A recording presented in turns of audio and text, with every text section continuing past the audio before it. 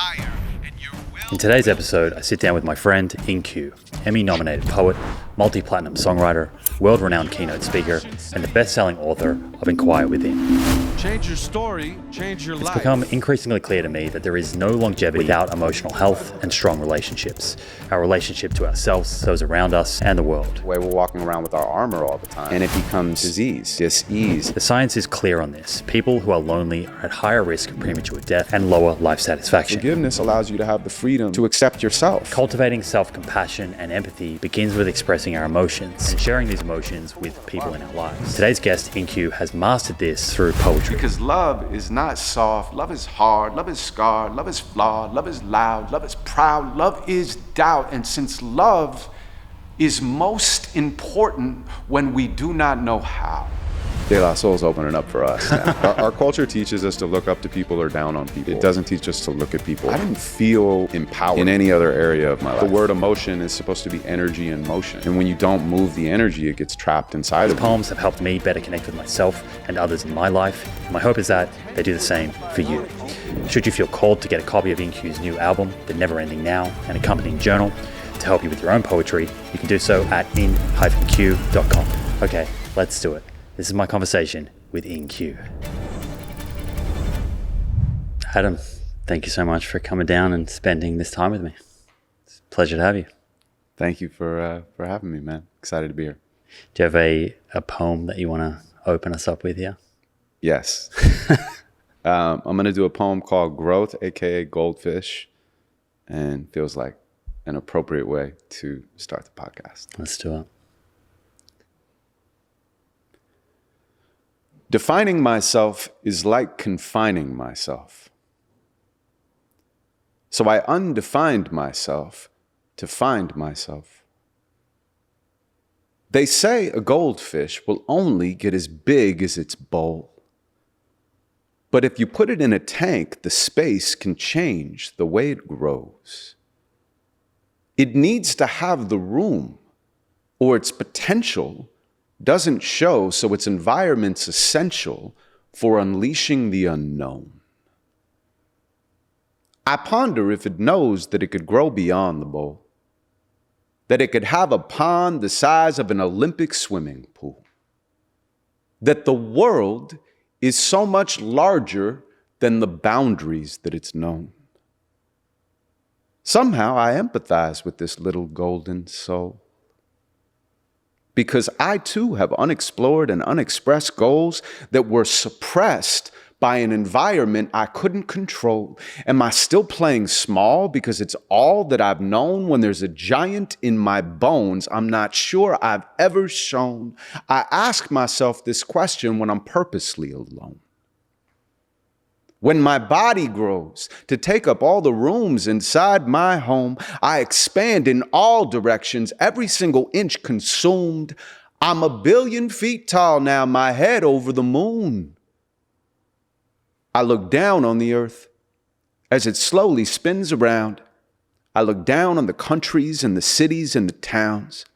I look down on the square blocks and buildings all around. I look down on my street and rip the roof right off my house. I look down on myself sitting writing on my couch. Look, I barely pay attention. I'm the one that's looking down. How unaware I am of where I am. It's profound. So I put the roof back on and I shrink myself back to the ground. It's crazy how I fit infinity inside my doubt. How I stuff the universe into the tiniest amounts. How I keep the solar system in the corner of my mouth. How I speak into existence, then forget what I'm about. And most days, I'm not sure which side of the glass I've been on. I win a Grammy in the shower every time I sing a song, but when the spotlight is on, my first instinct's to run. I have to super glue my feet to even tell you where I'm from. I've been training for a quarantine since I was very young. For an introvert, it slightly hurts to tell you that they'll come. I would rather get into a staring contest with the sun, although I'll never get to see who won. It's nature and it's nurture, twisting into jungle life, fighting the competition, branching out to reach the light. I tried to listen, but could only hear my ancient heart. It screamed at me to make my life into my greatest art. But where to start? These walls are keeping people out and keeping people in. I guess it's good to know where someone ends and someone else begins. But our boundaries become prisons when we see what could have been. The biggest goldfish ever measured 18 inches snout to fin. Fin. It's amazing. Every time I listen to you, I think I heard you perform that one at Electric Lounge, and I've read it since then. There's always either a question that I end up asking myself, or maybe some type of perspective shift. Those two things usually occur. And then the third is, which I think is potentially the most powerful aspect of what you do, is seeing vulnerability as strength, as you put it, and hearing you kind of express your emotions as a man and not shying away from that. And I know I had your book, I've had it for a while now, but one of the neat things that I wanted to kind of share with you is I would just flick to a random poem with my girlfriend Tawny, and I would read out the poem, or she would do the same thing. And it just created an environment where we both felt comfortable to then share based on what that poem meant to us, or how we could or couldn't relate to it. And I think it sort of just gave us permission to be vulnerable, which I wanted to thank you for, because it really has. It's helped the two of us grow much closer, which I'll be forever thankful for that. And I think this kind of also just connects some dots potentially for the listener who's like been listening to my show for 300 plus episodes. And often the episodes are very science focused. I'll get a professor on and we'll talk about a study or a series of studies. And the kind of motto of the show is to live better for longer. And recently I had a professor on, Mark Schultz, and he has been involved in research looking at happiness and emotional health. And part of his work has kind of elucidated or uncovered that loneliness kills, right? Being isolated, not being connected to yourself and to others, not having these strong interpersonal relationships, it actually manifests physically and is putting people at increased risk of premature death and less satisfaction with their life. And so when I think about your work and poetry and my listener, like I really want my listeners to just have a suite of tools in the toolbox that can improve their life satisfaction.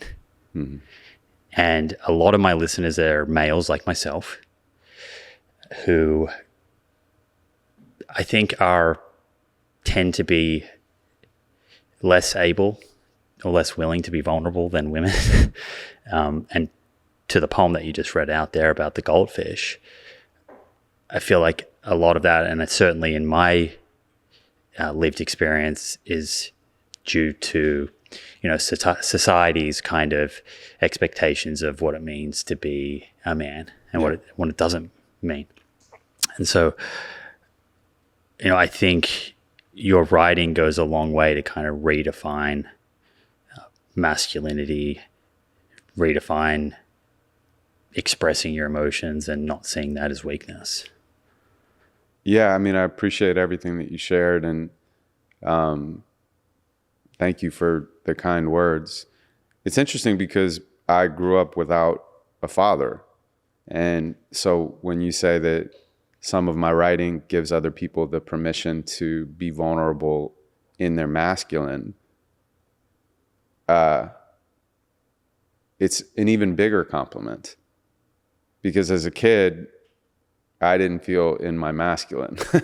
I felt like I had to look outside of myself for what a man was supposed to be. And I have my own issues with vulnerability. You know, we tend to teach what we need to learn. So because I perform my poetry and facilitate for workshops for other people to explore their own lives through the spoken word, I think people automatically assume that it comes easily to me, that vulnerability is like second nature. But that's not true. You know, my first nature is probably pretty judgmental, pretty closed off. I had a lot of things happen to me when I was younger, and it just forced me to look through a skeptical lens at the world. But what I have found is that being vulnerable, while it can be challenging, is always worth it. Why? Because, first of all, it's a shortcut to deciding whether or not you want to be intimate with another person. Because if you're vulnerable with them and they don't receive it well, you automatically know you don't want to further that relationship and you can go elsewhere.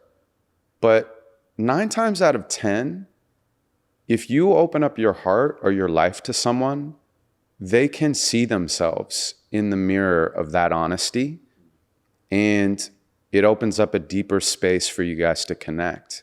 And I think that's what great art is supposed to do. Or not even great art, because that's bougie. That's what art is supposed to do. And that's what lives are supposed to do. We share our experiences with other people so that they feel less alone. And when you do it in an honest way, it gives people the permission, or at least the invitation, to go into their own lives and work through memories and release things and have more clarity and peace. And that's why I have dedicated my life to poetry, and why I'm so excited to share it with other people. Why is it that you think, you know, perhaps in Western culture, expressing your emotions is not always seen as a masculine trait and might be misunderstood and characterized as weakness? Well, I think there's a reality to that statement. You know, in certain situations, if you're vulnerable, it is seen as weakness and people will prey on that. But oftentimes we echo that idea into the rest of our lives. And so we're responding to situations that are not that, like they are that. And in that way, we're walking around with our armor all the time, and it becomes disease, dis-ease. You know, the word emotion is supposed to be energy and motion. And when you don't move the energy, it gets trapped inside of you. And then it can develop into those diseases, or you take it out on somebody in traffic or something like that. So, you know, what you spoke about in terms of giving your audience different modalities for better mental, emotional, and physical, and even spiritual health, you know, this is another way through creativity to move that energy and allow you to have more happiness in your life. And to kind of be intentional or shine light on things that you might not want to repeat. So like if I think about, I mean, I'm hearing what you're saying, and I'm just thinking about how I grew up and who I want to be today. And back to that poem and the environment, like I grew up in a household, I had very loving parents, but my dad was married to his job. My parents got divorced as a result. My mum would work, you know, day and night shift as a nurse to kind of make ends meet. And so there wasn't a lot of time for sitting down and discussing how we were feeling. Right. Right. So that environment kind of conditioned me to not feel comfortable sharing how I was feeling with other people, and B, not getting close enough or intimate enough with other people such that they felt comfortable sharing with me. Mm-hmm.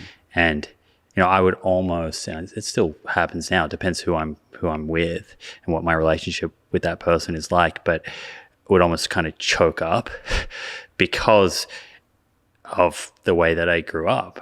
I don't have any experience in kind of leading with the heart and feeling safe doing that. And it's not, though, until recent years where I've kind of been intentional and just, realized I don't want those patterns to keep repeating themselves. Particularly, I want to have kids. Like, I want to change the course. And also knowing that if, to your point, like if you're vulnerable, at least to me, you talked about armor, right? I think all of us, to a degree, wear some armor, put on a mask, have different kind of personas. And that can be for safety, I guess. But the downside of that I realized is if you're spending time with like your loved ones and you're wearing this mask, they're never given the chance to love you for like who you actually are, right? That's such a deep concept. Yeah. I really resonate with that. Yeah. How have you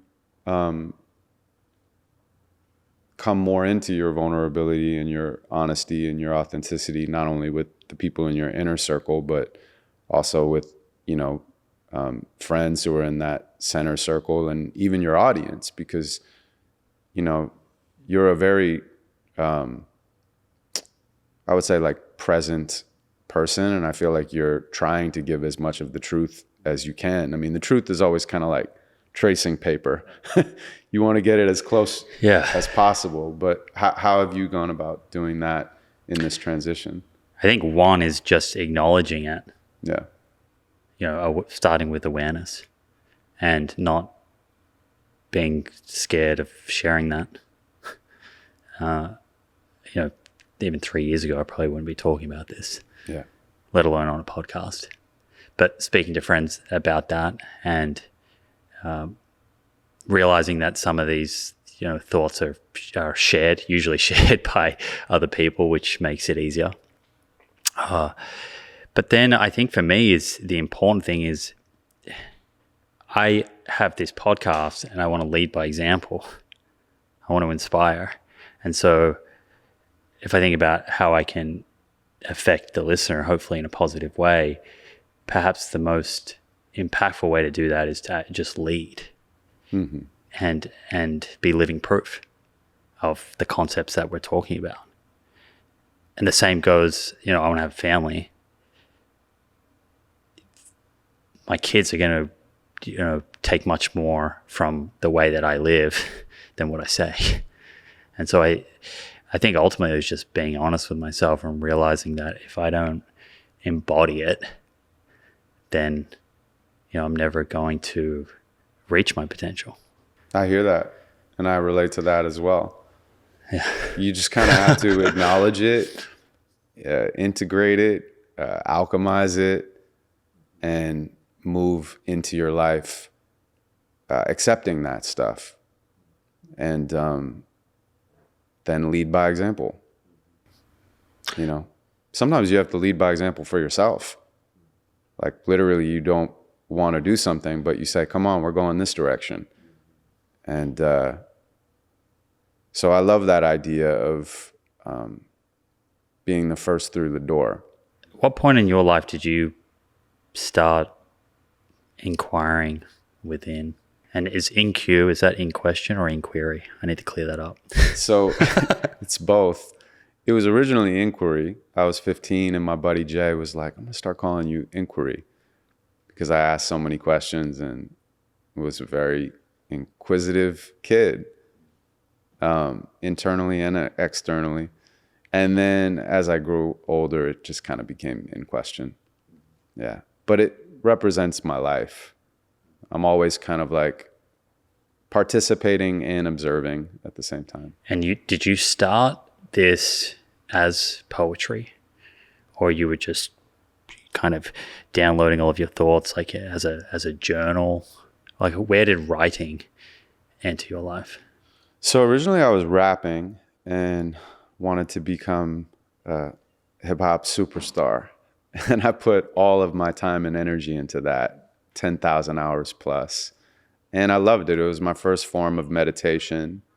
When you're freestyling, you don't think about anything else but the next line and the next rhyme. So it puts you into the moment. And when you're battling people, there's a competition to it. And I didn't feel empowered in any other area of my life. But for whatever reason, when I got to express myself through rhythm and rhyme, I felt empowered. So it's been one of the longest relationships of my life. I'm 46 now. And I've been doing it consistently from probably like 14 or 15. You grew up around the corner from here? I did, on Lincoln and Bay Street. There you go. Yeah.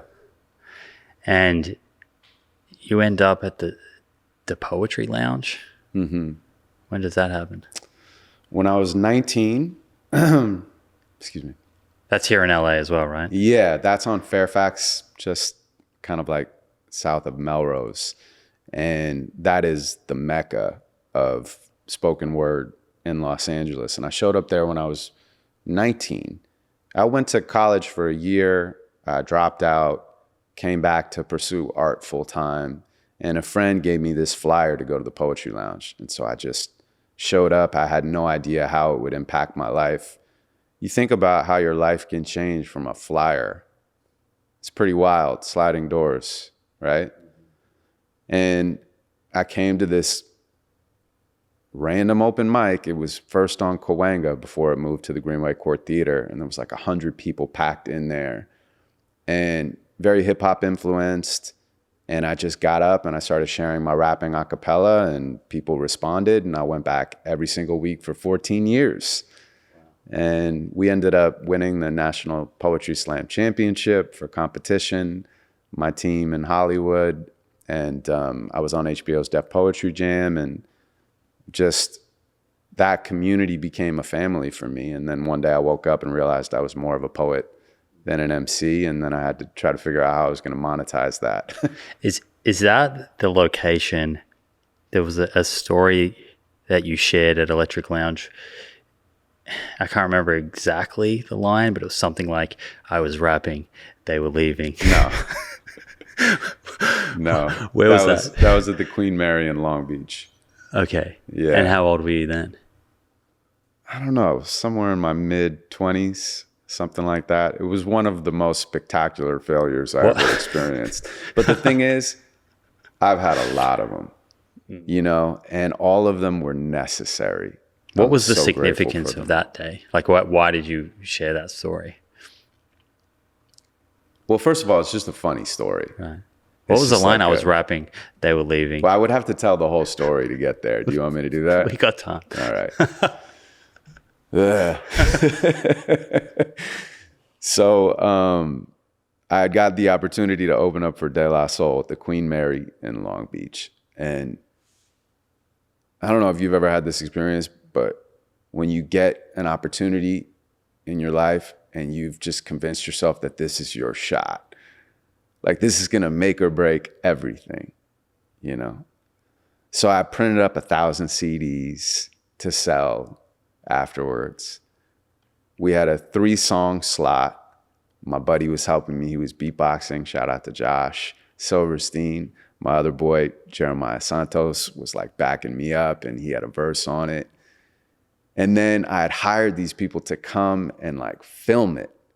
Not film it with the phone. There was no way to do that at that time. Film it with like, you know, real equipment like you guys are using. And I'm supposed to go on first. And then after me, De La Soul goes on. So I'm like backstage, hyping myself up. Like all of my friends are there. There's like 800 people packed in. And the sound guy comes up to me and he says, "Hey man, just gotta let you know, we're running a little bit late. so we're going to have to bump you. You're going to go on after De La Soul now.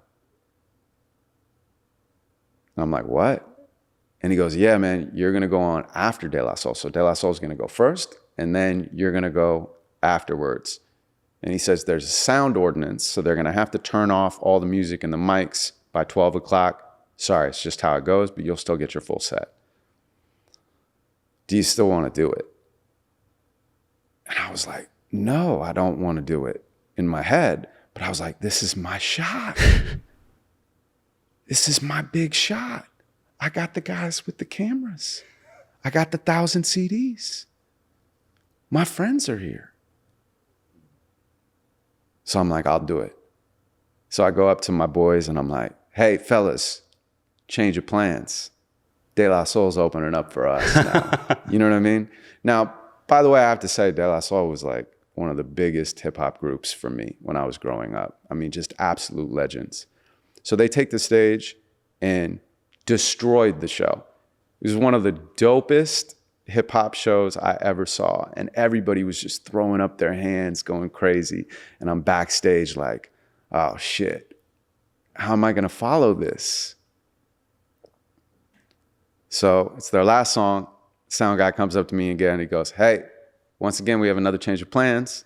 There's another group that just showed up. They're gonna do one song after De La Soul. And then you'll go up and do 2 songs. So we're gonna cut one of your songs, but you'll still get to do the 2. And I go, fuck. This doesn't sound good. You know when you like just know it's not gonna sound good, but this is my shot. I wanted to put it on my bio, right? So I go, all right, we'll do it. So the show ends. The other band comes on, they do a quick thing, everybody stays. And then they finish their song and they're like, ladies and gentlemen, give it up for NQ.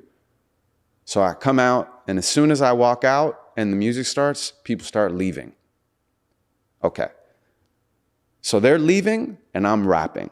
And it was like a mass exodus of the 800 people leaving, except my friends. Okay? It was so late that the camera people had already left. So the only thing I have of this is like a couple of snapshots that my friend took. So I'm rapping, they're leaving. I'm rapping, they're leaving. And the way that the Queen Mary is set up, you actually have to like go up these stairs. So they're watching while they're leaving, while I'm rapping. So I'm rapping, they're leaving, they're watching. I'm rapping, there's 2 dudes in the front row. And they're watching, only guys that were left, other than my friends. And one of them goes, hey, you fucking suck, Holmes. Like that. So I'm rapping, they're leaving, they're watching. And then halfway through the first song, they cut off the mic because of the sound ordinance. And then I'm not rapping anymore. And it was like so painful. It was like the death of a dream in a weird way. But that and all the other plenty of spectacular failures that I've had are a part of me. You know, one thing I learned from that is I'm still here. Like nobody can do anything to me, really. You know, I mean, in reality they can. But not as an idea or a judgment or a criticism. So from there, I really decided that I was going to try to put compliments and criticisms in the same bucket. Whereas like, if there's something valuable, I will accept them, but they don't define who I am. Right. Yeah, and sometimes criticisms can make us better. Yeah. You know, can shine light on something that we need to improve on. Yeah. But you fucking suck, Holmes, was not It's not constructive. was not the thing that I needed to take at that moment. Right. You know? That's not constructive criticism. Yeah. And God bless that guy wherever he is. Allow me to introduce you to Momentous, my go-to supplement brand for all things protein and creatine. It's pretty easy, especially if you're not tracking everything that you eat, to fall short of the optimal daily protein intake. To help reach my daily protein target, I complement my diet with 1.5 scoops of Momentus's chocolate or vanilla chai plant-based protein for 30 grams of protein and all essential amino acids, which supports muscle growth, hormone and collagen production, skin health, and recovery. I also consume 10 grams of Momentus's creatine daily to enhance energy production, muscle strength, bone health, and cognition, with studies now showing the benefit of creatine on short-term memory and intelligence. I'll do anything for a little extra brain power. And what's really cool is that both products are NSF certified. This certification is the only third-party certification program trusted by the likes of the NBA, the MLB, Ironman, etc. With this, you can be confident that Momentus's protein and creatine are free from unsafe levels of contaminants, prohibited substances, or masking agents, and that what is on the label actually matches what is in the product. For discounts on these supplements, visit livemomentus.com and use code LIVINGPROOF for up to 36% off on subscriptions or 20% off one-time purchases. That's livemomentus.com with code LIVINGPROOF at checkout. I didn't realize you'd written songs for Miley Cyrus and like Emmy or platinum. These are platinum songs, right? Yeah. Yeah, probably making you uncomfortable talking about that, but a whole bunch of songs that I didn't realize that you had written. I didn't even know you were a songwriter. I thought it was your poetry and your performance was kind of everything that you were known for, but there's a few other layers there.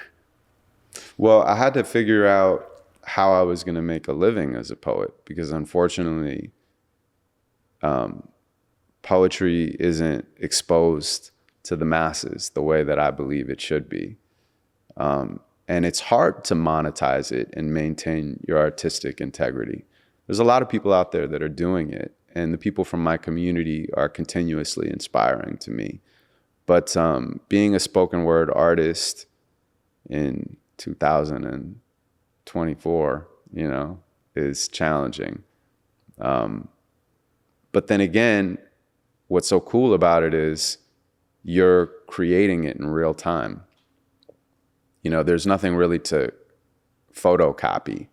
There's not a plug and play. So one of the ways that I was able to kind of like have a financial foundation was I got a publishing deal with this incredible production team, record company called Rock Mafia out of Santa Monica. And they gave me the opportunity to write for all of these artists. And at the beginning, I wasn't sure how my poetry was going to fit into lyrics, but working with them was one of the biggest blessings of my life. And, I was able to co-write for Selena Gomez stuff, Aloe Black, over 50 Disney television songs. And it kind of like gave me a different creative toolbox to use when I went back into my poetry. So it gave me a financial foundation. It also gave me new skills. And then I was able to refocus on my poetry with a little bit of breathing room. And is the writing process different for you when you're writing for someone else? Or do you write it as if it's for yourself and then hand it to them? It's everything you can imagine. There's like every way you can bring a song into the world. So sometimes the artist is there writing with you. Sometimes you come up with the concept with the team and you create the song and then you shop it. And then an artist says, I really want to do this. Sometimes like with the Disney stuff, they send me scripts. And then me and Tim James, Antonina Armada, and Thomas Sturgis, we all sit down, we read the scripts, go through it. And then I'm literally like, trying to come up with all the different characters' voices, through the lyrics. And it's a collaborative thing that we all do together, and working with them has been a dream. So. Have you ever collaborated or written a song with Mike? Yeah, so Mike and I were working together for a long time. We never had anything that came out, but Mike is one of my best friends. And actually, Mike, in many ways, is kind of like the reason that I put the album out in the first place. Because the journal, the Never Ending Now poetry journal, came from the Never Ending Now album. And when I completed the album, it was so personal and so vulnerable that I wasn't sure I wanted to show it to anybody. And so I decided to send it to 5 people. And my criteria of deciding whether or not I'd put it out was if one person was like, hey, this was really meaningful to me, then I would consider it. And so Mike was one of the people that I sent it to. And he literally called me right afterwards. And he was like, if you don't put this album out, he said, I will, quote, pry it from your cold, dead hands. So Yeah, then I was like, all right, I'll do it. I can imagine him saying that. Yeah. Mike Posner we're talking about, in case we didn't make that clear. Yeah, one of the best artists and friends around. Yeah. It's incredible because, I mean, we were talking off air, but I came to your show with him. And I think like 10 or 15 minutes before he realized he was performing. Yeah. And he's such an incredible artist. And he wasn't flustered, but he was like, you know, somewhat nervous because he hadn't mentally prepared. And I was like, dude, you're Mike Posner. Like, you don't have anything to be worried about. Yeah. But, you know, even Mike Posner isn't Mike Posner. Like Right. Simon isn't Simon. Like Adam isn't Adam or NQ isn't NQ. It's like Tom Cruise isn't Tom Cruise. Mm-hmm. You know, everybody's just showing up over and over again. So with the poetry, the book, the album, the journal, like what's your intention? How are you, when someone reads one of your poems or listens to you perform it on the album, are you kind of thinking about how you want them to feel? Well, I'm the first person in my audience. So when I'm creating, I'm thinking about the breadcrumb trail of whatever it is that I want to explore. It's something that moves me, something that pisses me off, something that inspires me, and I'll snatch it out of my day and write it down. And then I'll come back to it later, and the rest of the poem will almost write itself if I give it enough time and enough space, because it started in a place of truth. If I was like searching for something that I thought either the audience wanted to hear or some truth that I thought would resonate, I think I would miss the truth, because the truth is universal, but it also comes through your personal lens. So I actually didn't want anything from the audience when I was creating these poems or when I made the album. The journal is a bit different because the journal scales the storytelling sessions that I do in person. And it uses the album's poems as a base for that, because in each chapter, there's a poem from the album, and then there's prompts, and then there's context about writing poetry and sharing suggestions and memorization tips and all sorts of things that basically by design gives people a modern the artist's way, basically through poetry, to explore their lives and empower themselves in a way that they probably wouldn't choose to do through this genre. And you don't have to be a poet to do it. You just have to be a person that decides to dedicate yourself to a creative practice. So with that, I definitely wanted something. But I don't want something from them that is confining. I want something from them that's expansive, which is I want them to dive in, and whatever is there for them is what was supposed to be there for them, you know? So it starts with, for you, it starts with an experience or an idea. Well, at what point does it go from kind of journaling something to poetry? What is poetry? So I think a lot of the listeners probably, they journal. They might be familiar with that, but might not be sure of the distinction between writing down your emotions, expressing them in the written word, and then developing that into a poem. Yeah, I mean, my opinion is if you intend something to be a poem, it's a poem. And no one can tell you any different. So I don't think there's like stylistic requirements for that. I think you just have to sit down and say, I'm writing a poem. And then you're writing a poem. And then after you're finished with it, you have to read it to somebody. You have to be witnessed. Because when you are, you can, I think, truly release that thing into the world. That's the vulnerability piece. Yes. The first stage is kind of like crystallizing the story outside of yourself. So you have to choose something that's moving and meaningful, and then you crystallize it outside of yourself by creating, and you can see that thing as separate from you. And then when you share it with somebody, you see how connected we all are. Because even though the circumstances are different, the stories are the same. And because you see it as separate to you, it makes it easier to share than if you were just going to speak about your feelings without having it kind of organized into a poem. I think so, yeah. At least it is for me. You know, that's why the album was so vulnerable, because of the conversation with my wife, which is the through line of the record. I'm pretty good at telling vulnerability, but it's different to show vulnerability. And there is an amazing, amazing alchemy that comes from creating a poem and crystallizing it outside of yourself and then sharing it with somebody.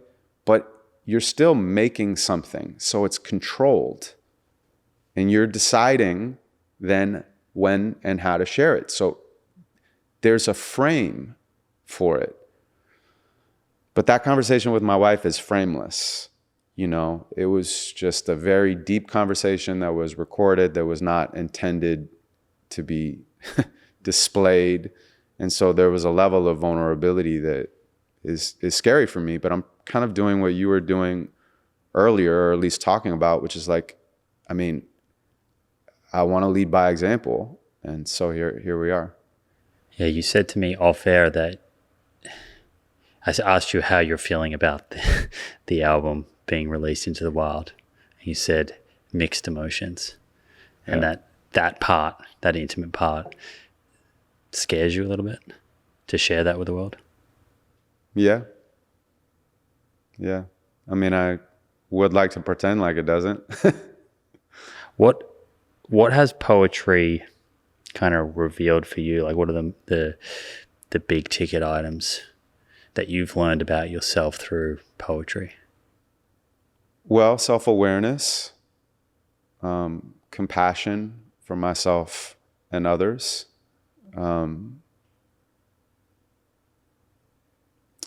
I think that it's made me a better citizen of the world. You know, I try to treat people the way that I want to be treated, because behind all the armor and the disguises that I have and other people have, I have pulled back the curtains over and over and over again through art. And I've seen how beautiful people are, even in their ugly. Our culture teaches us to look up to people or down on people. It doesn't teach us to look at people. Just see them. Yeah, it's scary, man. When you look at people, it's scary because you see yourself. So it's easier to go like this or go like that. You know, it feels better. It feels more satisfying, but it's not supportive, and it's not healthy. Do the kind of takeaways, the lessons, what's revealed through the poetry, do they come when you have that idea and when you've just written it down, or do they come through the actual development of the poem? Both. Yeah. The best poems for me are the poems where I'm surprised at the end, or when I suddenly get emotional because I didn't expect the next line to come, or I didn't know that thing was going to emerge from inside of me. And that's why with this book, I try to give people the roadmap to go into themselves. So like, for example, from the poem that I did at the beginning, I'll just like briefly read you the prompts for it, because I think it like will give some context. So after that poem, there's this section about growth, and it basically asks you, what is one important area in your life that you're trying to grow in? It could be personal, professional, mental, physical, emotional, or spiritual. Is there anything stopping you from stepping into that growth with curiosity and empowerment? What would happen if you don't make the necessary changes? So what are the stakes? And what would your life look like if you were able to expand into your fullest potential? And then I give a personal example that's separate from the poem. And then I say, even as I write this, I can feel the charge around that desire. It brings up an immediate emotion and intensity, which allows me to move from my mind into my heart. This is the best place to create from. What would be your example? So it kind of like opens up that space. And if you started to think of like, what is one personal area, you don't have to answer.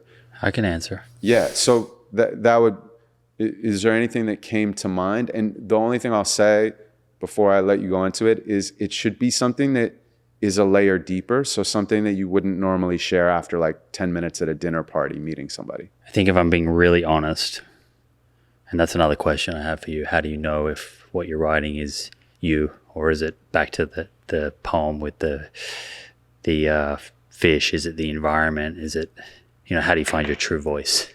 But if I'm being completely honest, I think I'd like to be more understanding, see people be less dismissive, less defensive when people are sharing with me how they're feeling. And so I have that old pattern, and it goes back to my childhood. I didn't learn those skills. Yeah. But that's where I would start there. So I can even tell as you're discussing it, there's emotion there, and it's underneath the surface because you've touched on a nerve of something that's true for you and something that you have a deep desire to work through. Now, there's lots of ways you can work through that. You can go to therapy, you can do a medicine journey, you can meditate, you can do breath work and yoga, you can move your body. There's plenty of ways for us to approach these issues in our lives that we want to work through. But creativity should be on that list. And for me, my lens of creativity is poetry. And if you wrote a poem about that and you removed your need to try to make it great. So get rid of the expectation. Don't try to make something great. Make something true. If you make something true, I guarantee it will be great. And make something for you. You don't make something for the sharing. You don't even have to share when you're done. If you create something and you don't feel like sharing it, it's your prerogative, and you still should be celebrated for creating something.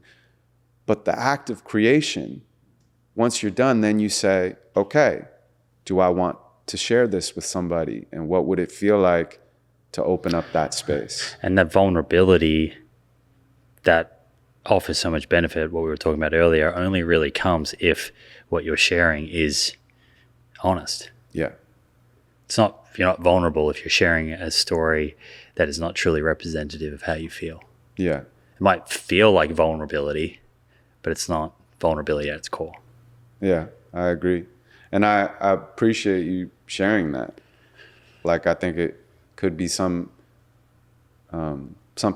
worth it for you to dive into in this creative space. I might write a poem. You should. And I would love to hear it. I'll share it with you. Even if you just call me up, I would love to hear it. When I was in grade 2, we wrote poems. My mum has some of these. But it got me thinking, like, that creative outlet and creative writing, it was certainly something that I enjoyed, but it was lost. And I think that's common for a lot of people. Yeah, I think adults calcify. It's a natural kind of like part of getting older. And play less. Like, it's a form of play, but with words. How do you find that play in your life? How do you maintain that kind of like exploration and always being a student? Is that a question? Yeah. Getting quiet. So solitude. So I can, I guess, clear distractions and actually hear my voice, hear my thoughts, observe them. Any activity that pulls me in and where I need to be completely present. We were talking earlier about playing games with friends. Like yesterday, we were playing dice, for example. I know acutely, like I feel the best when I am participating in activities with friends, loved ones, and I'm present.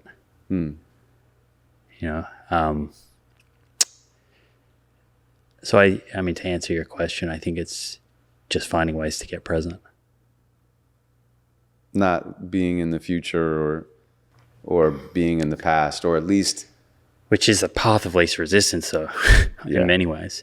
Yeah. But that's scary too, right? It's like, you ever meditate and you're like, oh my God, what is going on up there, All right. It's just like going to a gym for letting go over and over again. Just let go of your thoughts over and over again and return to being here now, which can be extraordinary and surprising in both great and terrible ways. Yeah, that's actually an interesting point, because I've probably avoided, I guess, expressing my emotions even on paper because it is hard. Right? So, if someone is like being intentional with this and is journaling or poetry and is being really, really honest, it's not easy. It's going to be challenging. I don't think that any of the modalities that are there as stress release, anxiety release, are necessarily like easy. They can be fun, but they're not easy. And a lot of times they're fun because you fall in love with them not being easy. Like, why do you go to the gym? It's like you fall in love with it not being easy and you see the results. So it expands your time horizon. We have such an instant culture. Everything is now, now, now, now, now. But it's really things that are drawing you into consumption to pull you away from now. So how can you be in the now and also have a longer time horizon? That's a question I ask myself often, and these modalities are part of what kind of like takes me there. What does a kind of day of writing look like for you? Is there a set practice that you have? Or does it look different every day? Yeah, it looks different every day, and some days I don't write at all. Sometimes I'll go now weeks without writing anything. I like to wait until I have something to say. I think when you're starting out in an art form, you have to put in your time, because you have to learn all the different ways where you can use that thing as a tool or a weapon. But then at a certain point, sometimes less is more. And kind of like what you were saying, solitude, nature, and paying attention, building the muscle of paying attention so that when inspiration comes or when the muse shows up, I don't get distracted and let it pass by. Taking the moment to write it down and almost like putting a pin on the map. Yeah. Yeah, and I would add to what I said, being present with others and listening to them share. Because of what, not only are you learning about them and their experience, but you learn about your experience through that. Mm-hmm. I think that's pretty powerful too. Yeah. You mentioned that sometimes the kind of emotion is revealed at the end of the poem once you've created it. Is there any poems that kind of come to mind? Yeah, absolutely. I could do this piece called 85, which I was super surprised by the ending of it. It wasn't like this strategic thing. In fact, I was surprised at the beginning of it as well. Originally, it came out of another piece, and the other piece was talking about time. And then in the middle of that piece, I said, I want to fall in love at 85. And then I went, that feels like a different poem. So I just plucked it out and put it somewhere else. And then I started building on that poem later. And it was only when it was completely finished that I realized that it had connected to this other story in my life. So it was inspired by this thing, but I hadn't put the puzzle pieces together to know where the inspiration had come from. I had this friend named Dolores. I used to live in this tiny little back house when I was trying to figure out how to make my poetry career work. And it was so small, bro. It was like I could touch both of the walls, literally, almost. And it had like a shower and a bathroom, but we shared the kitchen. And so the woman who owned the house, her mom moved in at a certain point. Her name's Dolores, and she was in her 80s, and neither one of us had a job. So we would like just sit and chat when I would go make food, and I really came to love her. And then I woke up one night, and she was getting taken away on a stretcher, and she was having major health complications. And so I went and visited her in the hospital. She had tubes in and out of her system, wasn't doing well. And I thought she was gonna go. I didn't want her to suffer anymore, so I basically like said my goodbyes to her. And then she got better. She kept fighting. They moved her to a retirement community. I went and visited her in the retirement community. She was in a really good mood. I was like, Dolores, why are you in such a good mood? And she goes, because I met a guy. So she'd met this dude when she moved in there. And like, I'm not going to say they fell in love, but they literally like started dating. Lust, at least. Something. You know, Viagra's big now, so. There's a lot of sex in aged care facilities, apparently. Yes. And you know what?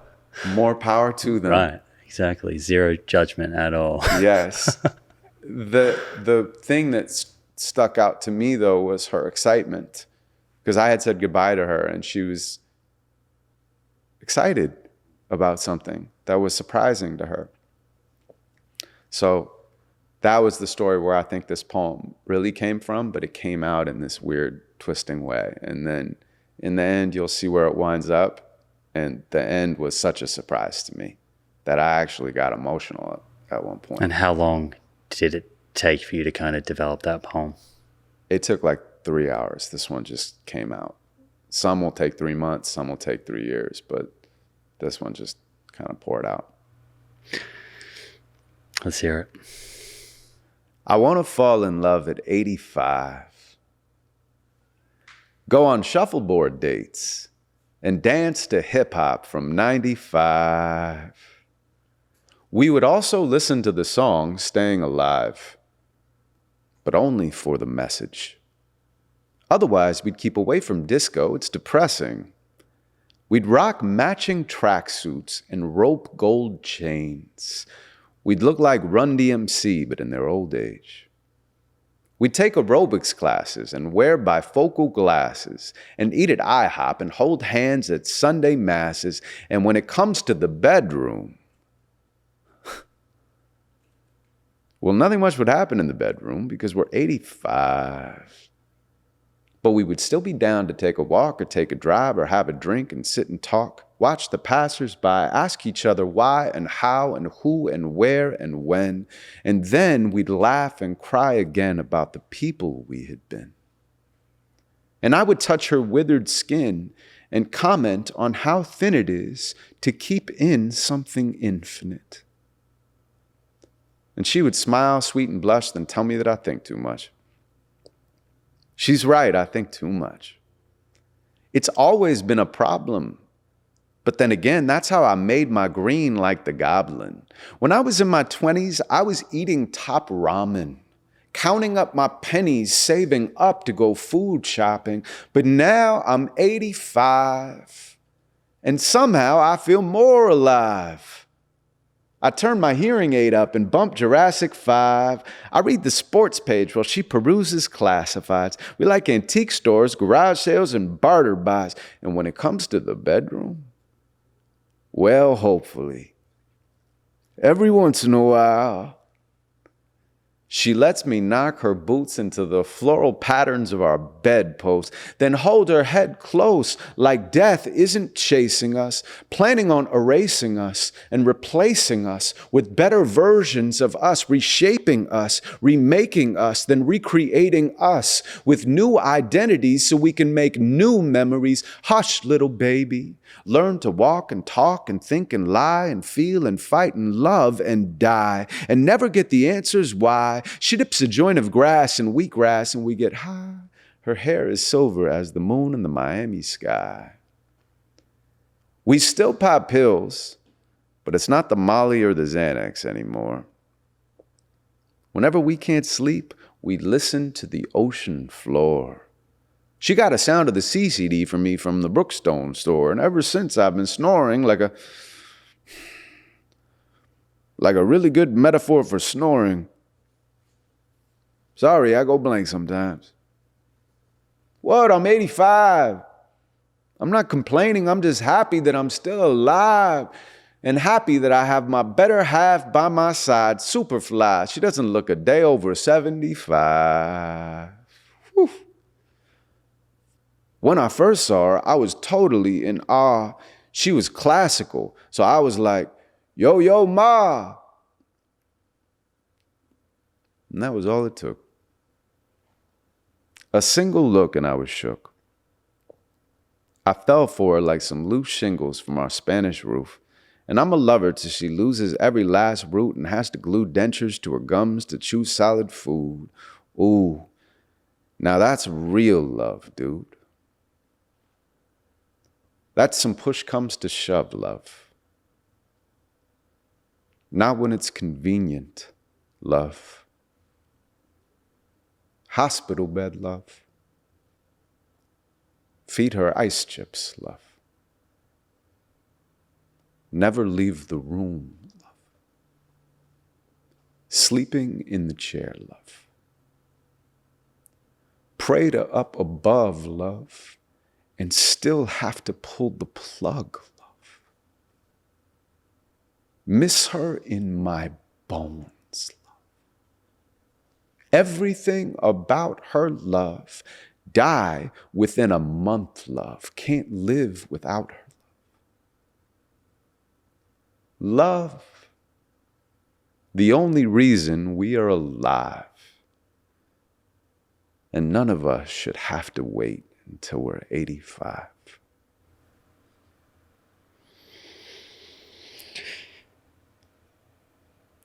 How does that make you, or how does that affect the way you show up with your wife and the love that you guys have? Well, I wrote that before I met my wife. So it was almost like a prayer, that I put out into the world. A declaration of what I wanted. The first date that my wife and I had, she was like, hey, how old are you? And I told her, I was 39 at the time. She goes, you don't have any kids? I said, no. She goes, you've never been married? I said, no. She goes, what's wrong with you? And I knew why she was asking. And she had a right to ask. But it also made me uncomfortable because I had kind of been asking myself the same question. Like, am I not settling to settle down? Or like, am I just getting in the way of true intimacy? So I was like, I don't really feel comfortable answering that. And then the date ended soon after that and I left. And it was really awkward. But luckily we ended up getting a second date. And now she is by far the best thing in my life. She makes my life infinitely better when it's good and infinitely better when it's bad. Marrying her was the best decision I've ever made. Choosing who you're going to be with as a life partner is one of the most, if not the most important decisions of your life. And you have to make sure you have a ride or die. So now all this time later, she's the reason that she asked that question. I was waiting for her. How do you answer that question now? Were you uncomfortable with intimacy? Well, the thing is like, because of how I grew up, trust is everything to me. There are other people out there who are not like that. You know, there's negotiables in relationships and non-negotiables. Trust for me is non-negotiable. Like, it is paramount. And if I don't have that, if I can't look at my partner and be like, I can show you all sides of who I am and be unconditionally loved and given the space to grow, and they're ride or die, then I wasn't willing to take the walk of life, because it's a long walk. And you have to like fully love the person and then fully hold space for them becoming a different person. Yeah. So in previous relationships, was it that you had tried to be vulnerable and share and it didn't land well or wasn't reciprocated? Or like, why this relationship? Why did you feel safe? Why did you feel open to sharing with her? Well, it's a slow process, right? It's like you can't get to know someone all at once,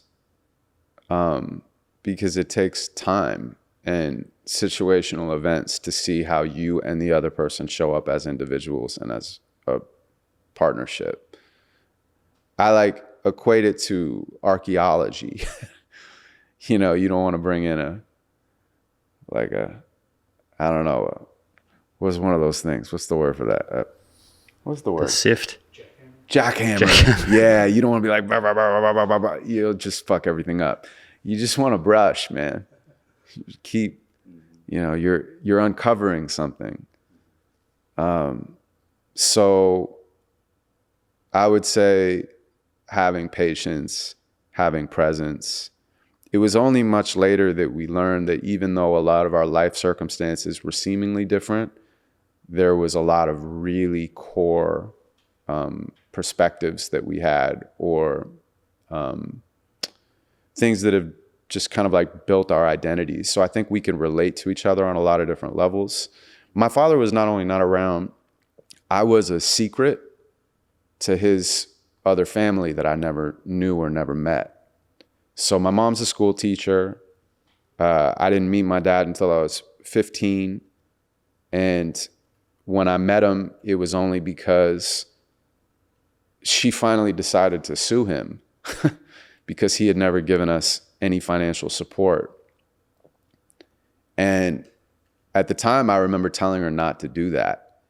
And for whatever reason, she just really felt like she needed to do this. And so I literally met him, you know, during the process of him finally taking financial responsibility through lawyers for my existence. And he had to tell his new wife and his 3 other kids that were my half siblings that I existed, because they were never married or they were never in like a serious relationship. So imagine if you're a secret your whole life and you know that you're a secret to this whole other family, and you feel like, do I deserve to be here? That's tough. It's a very unique kind of way of growing up. And without getting into Andriana's circumstances, she was a secret too, to a whole nother family that didn't know that she existed. Same number of siblings. And so I think both of us were able to see each other on this like very human level, but that didn't come out until much later.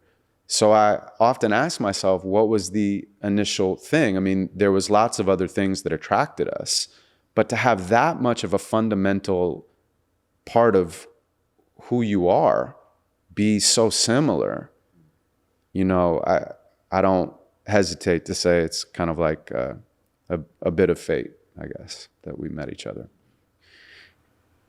Was that something that you spoke to your mother about when you were growing up? being a secret, or was it something that just was kind of went unsaid in the household?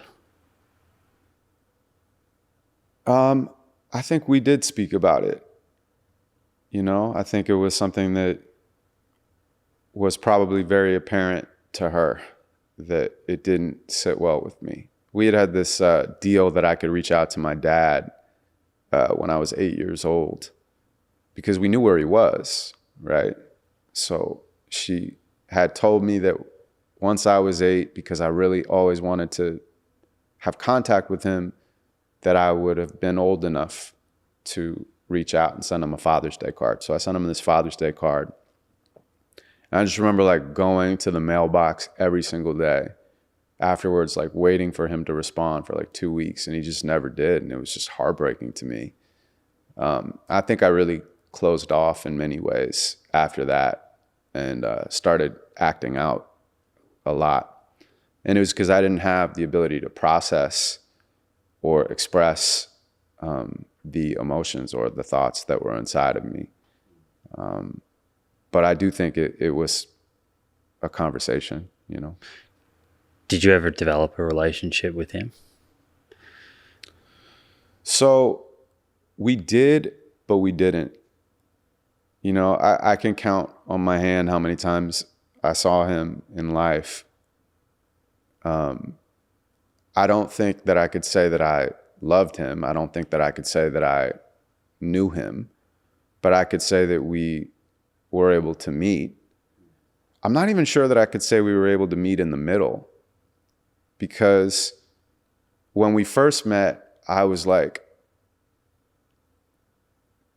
so focused on telling him about himself. Like in that first meeting, when I was 15, we sat down, his new wife was there who had just found out, right?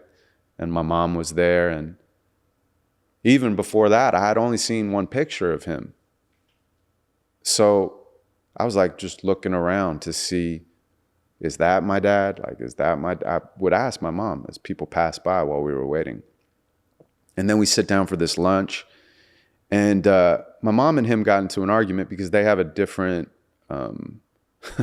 perspective on how I was created. I'm not going to go into anything more than that, but they really are diametrically opposed, or were diametrically opposed.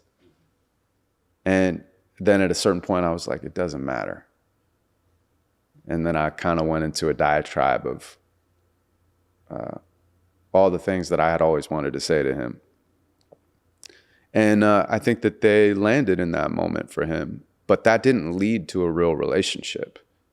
You know, I still had to get the blood test to see if I really was his before he would give us some money. And it wasn't even like a lot of money. And then after he passed, there was a lot of kind of like crazy stuff that happened afterwards. And so what I would say is I never really like made full peace with him, but I have made full peace with myself, and I have made full peace with him within myself.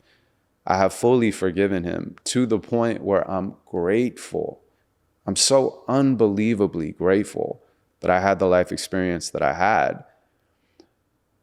And I would say for anybody listening to this, everybody has pain. And I don't like to get into the game of like comparing pain or comparing circumstances. Pain is pain. And whether you ever understand why something happened or not, whether it makes sense at one point in your life or at no point in your life, after enough time goes by, that thing that caused you so much pain, it will become a part of who you are. It will weave itself into the quilt of your life. It will be a part of your identity. So if you don't accept that thing and integrate that thing, if you still look back on it, whether you understand it or not, and reject it, you're rejecting a part of who you are. So you have to come to forgiveness, because forgiveness allows you to have the freedom to accept yourself so you can live in the possibility of now. It's beautiful. It's a lot. I think that's where we land the plane here.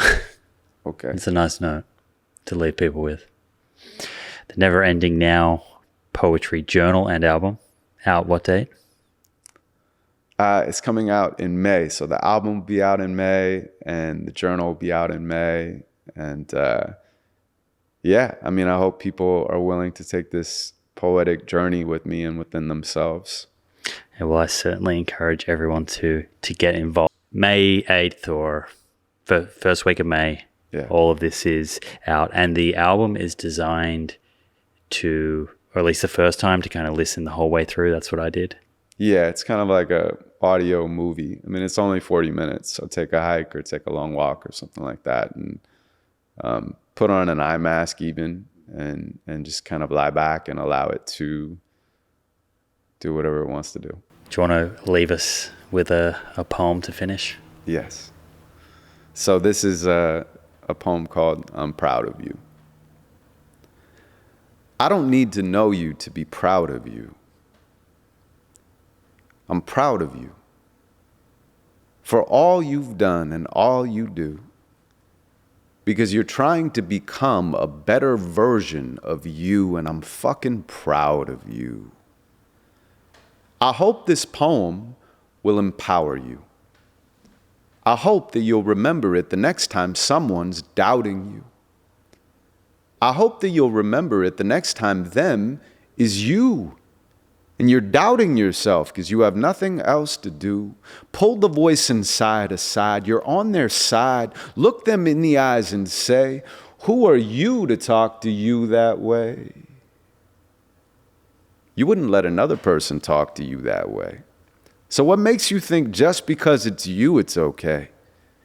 You'd probably never talk to another person that way. You'd either walk away or defend yourself if you stayed. But since you're the other person in this particular case, and you can't leave yourself, you have to learn to hold space. So say, I'm proud of you.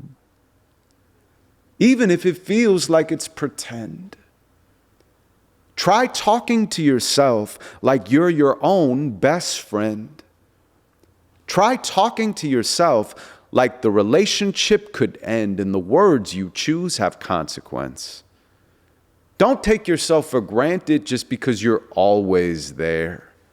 Celebrate yourself for always being there, always being here. Compliment the mere. Let's be clear, self-help is self-care.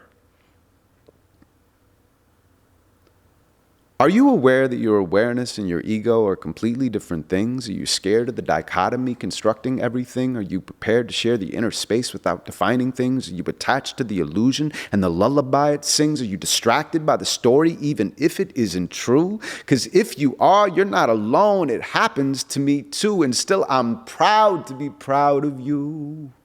Woo! Yeah, you. The infinite you. The non-specific you, the specifically terrific you, the universal you, the perfectly imperfect you. Look at you, you eternal you. You raced against at least 100 million sperm before becoming you and you and you. The one and only life will make. We have some nerve to walk around like we're some sort of mistake. We deserve to walk around like we're designed to take up space, like we're aligned from the core inside the earth to outer space. We are all miracles without a molecule to waste. You're a physical expression of fate, and I relate. You're a mystical expression of fate, and I relate. You're a musical, magical, beautiful, powerful individual. That's why I'm extra proud of you even when you get cynical. Remember that when times are tough. Close your eyes and hear my voice. You're a million times enough. Close your eyes and hear your voice until it's something you can trust. You're a million times enough. You're a million times enough. You're a million times enough. You're a million times enough. You're a million times enough. You're a million times enough. You are the sum of all of your experiences. You are the sum of none of your experiences. You're only you because they doubted you. You're alive, and I'm proud of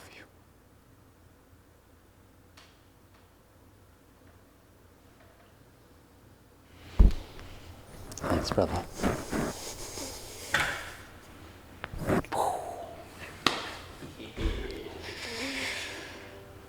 Now that's how you finish a pod. There you have it, friends. I hope you enjoyed this episode. If you did and want to stay up to date with future episodes, be sure to hit that subscribe button on YouTube and follow on Apple or Spotify.